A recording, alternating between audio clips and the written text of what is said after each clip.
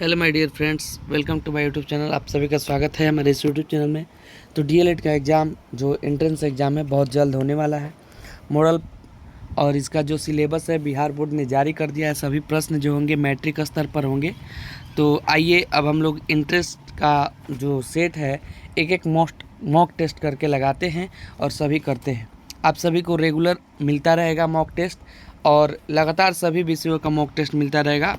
तो चैनल को सब्सक्राइब कर देंगे और बेल आइकन को क्लिक कर देंगे ताकि आपको नोटिफिकेशन मिलता रहेगा। हर का मॉक टेस्ट आपको 2-3 अवेलेबल है हमारे इस यूट्यूब चैनल पर, तो प्लेलिस्ट में जाकर आप वहां देख सकते हैं। तो इस वीडियो में हम लोग विज्ञान के मॉक टेस्ट लगाएंगे और एग्ज़ाम में विज्ञान के जो है 20 क्वेश्चन एग्ज़ाम में आएंगे।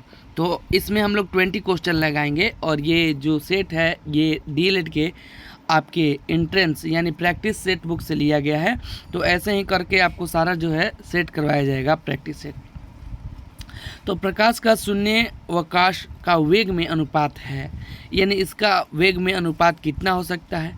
3 × 10⁻10 metre second, 3 × 10⁸ metre second, 3 × 10⁸ kilometre प्रति सेकेंड या 3 × 10⁸ प्रकाश वर्ष। तो इसका राइट आंसर क्या होगा? तो इसका right answer my dear friends जो होगा 3 होगा। 3 × 10⁸ मीटर सेकेंड होगा। रसायन उद्योग में कौन सा तेजाब मूल रासायनिक माना जाता है? यानी कौन सा तेजाब मूल रासायनिक माना जाता है? इन सभी में से आपको बताना है कौन सा ऐसा मूल रासायनिक जो है तेजाब माना जाता है। तो ये H2SO4 को माना जाता है जो सल्फ्यूरिक अम्ल होता है। और इस सल्फ्यूरिक अम्ल प्रायः किसी बैटरी में जो होता है अधिकतर में इसमें डाला रहता है। आंतों के रोगों के निदान में निम्नलिखित किरणों का उपयोग होता है? यानी जब आंत का रोगी होता है उसको निदान करने के लिए किस किरण का उपयोग किया जाता है? तो एक्स किरण का उपयोग किया जाता है।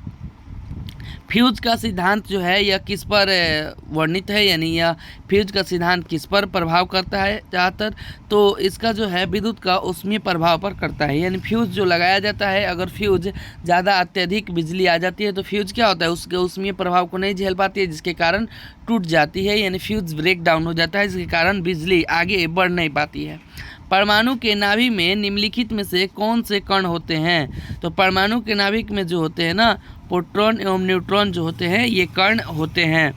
सूक्ष्म बर्फ कहलाते हैं, यानी ड्राई आइस। ड्राई आइस क्या कहलाते हैं? ठोस पानी, ठोस कार्बन डाइऑक्साइड, निर्जल बर्फ, ठोस हाइड्रोजन परऑक्साइड। यानी तो आपको ठोस कार्बन डाइऑक्साइड जो है ये ड्राई आइस कहलाते हैं। अब देखिए दूरदृष्टि निवारण के लिए काम में लेते हैं, यानी दूरदृष्टि अगर है किसी को तो उसमें कौन से काम में लेते हैं? तो उत्तल लेंस से काम में लिया जाता है। उत्तल लेंस अगर उपयोग करेंगे तो दूरदृष्टि जो है ठीक हो जाएगा। दोपहर के 12 बजे किस दिशा में इंद्रधनुष दिखाई देता है? अगर दोपहर के 12 बजे तो यह जो है किस दिशा में इंद्रधनुष दिखाई देता है? तो यह नहीं देख सकते। अगर दोपहर के 12 बजे इंद्रधनुष जो होता है, इंद्रधनुष प्रायः जो वर्ण विक्षेपण प्रकीर्णन के कारण होता है और यह बारिश होने के बाद दिखता है। तो उस समय बादल सारे मतलब प्रकाश नहीं रहता है तो दिखते हैं। तो ऐसे अगर दोपहर में रहेगा तो कहाँ दिखाई देगा? दोपहर कहा गया है, ये नहीं कहा गया कि बारिश के बाद क्या। दाढ़ी बनाने के लिए काम में लेते हैं, यानी दाढ़ी बनाने के लिए किस दर्पण का काम में लेते हैं? तो अवतल दर्पण का काम में हम लोग लेते हैं।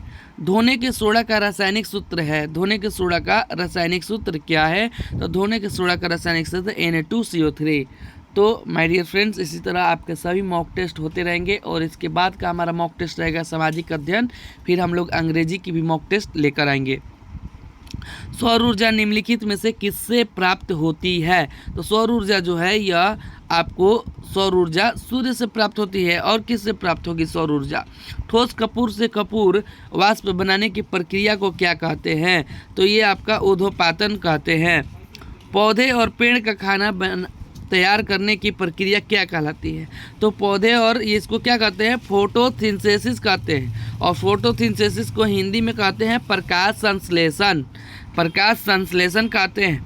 निम्नलिखित में से कौन सा धातु अर्धचालक की तरह ट्रांजिस्टर में प्रयोग होती है? तो ट्रांजिस्टर में जो है ना जर्मेनियम प्रयोग किया जाता है, यह जर्मेनियम प्रयोग होता है।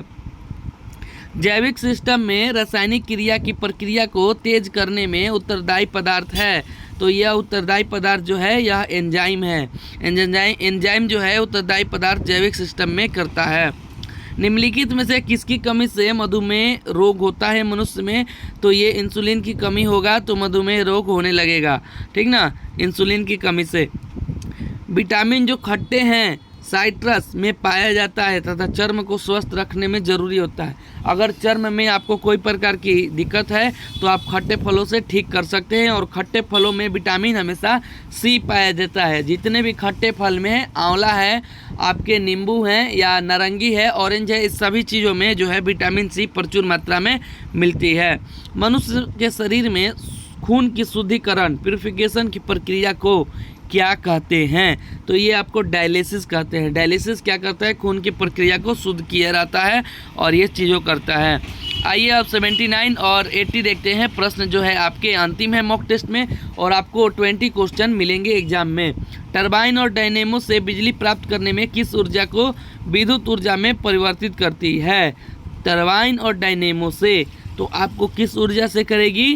तो आपको मैकेनिकल ऊर्जा से करेगी। पढ़ने में काम आने वाले ग्लासोस किस प्रकार के लेंस से बनते हैं? तो ग्लासोस जो हैं ए और बी यानी अवतल और उत्तल से बनते हैं। तो माय डियर फ्रेंड्स, जस्ट इसके बाद आप सभी को सामाजिक अध्ययन, फिर हिंदी और इंग्लिश के भी मॉक टेस्ट मिलते रहेंगे।